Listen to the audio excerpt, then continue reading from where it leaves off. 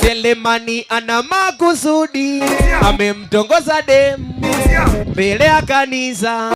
Gani mtumishi wa Mungu? Amen. Mbona umekata tamaa? Nimekosa hela ya kulipia kodi. Nimekosa pesa ya kulipia kodi. Ngoja nikusomee mstari mmoja katika kitabu changu. Mungu anasema hivi: usikate tamaa kwa sababu Mungu wako yu hai. Leta sadaka hapo nikuombee. Sadaka?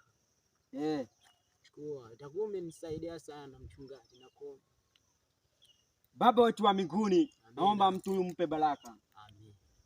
Namleta mikononi mwako ili apate kitu, chakula na pesa ya kulipia kodi. Sema amina. Amina. Amina tena. Amina.